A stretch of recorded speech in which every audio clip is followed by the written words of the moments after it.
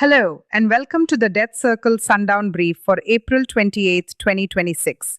I'm Leela, and here's your quick data-driven wrap of today's action in the debt markets. Let's begin with the top-yielding listed corporate bonds. Leading the chart is Goswami Infratech Private Limited, offering a sharp yield of 21.79%, with significant trade activity crossing 2,100 lakhs rupees. Close behind, we see a cluster of high-yield names at 16.5%, including Muthoot Mcred, Spandana Spurti Financial, Acme Fintrade India, and Nido Home Finance, indicating continued investor appetite for high-risk, high-return opportunities.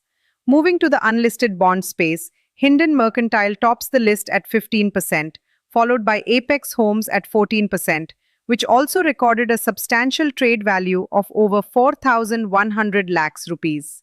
Refine Finance and Nuvama Wealth offered moderate yields, while Trust Investment Advisors closed the list at 8.75% with strong volumes. Now let's look at mutual fund activity in the debt market.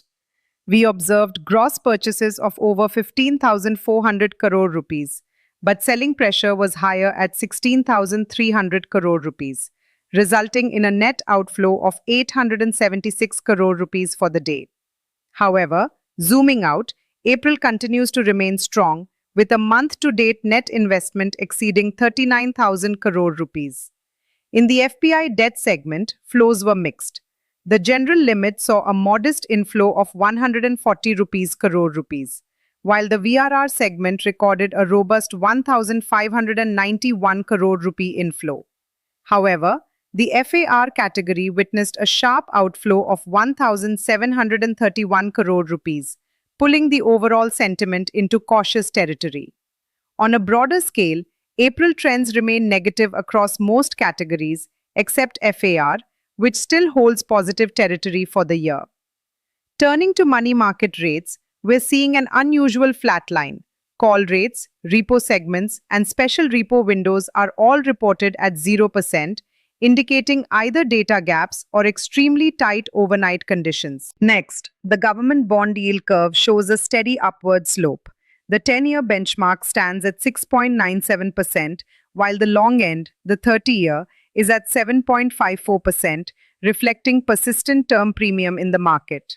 In Treasury bills, yields remain relatively stable, with the 364-day paper at 5.60%, slightly higher than shorter tenures. Liquidity conditions remain tight, with a net liquidity deficit of over 3.15 lakh crore rupees, while marginal standing facility usage stands at 388 crore rupees, highlighting continued systemic pressure.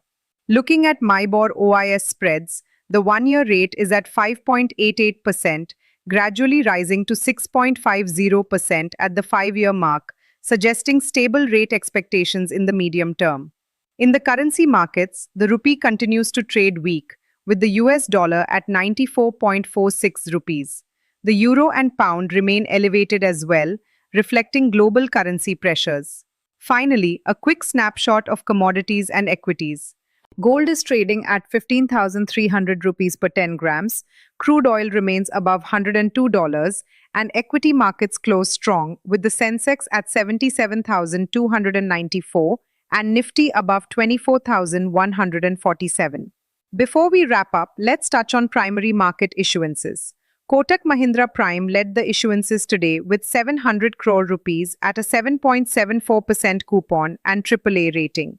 Poonawalla FinCorp followed with a longer 10-year issuance at 8.43%, while smaller issuances from Ashiana Housing, Namra Finance, and Indel Money offered higher yields for lower-rated papers. That's all for today's DebtCircle Sundown Brief. Stay informed, stay ahead, and I'll see you tomorrow with more insights from the debt markets. Good evening.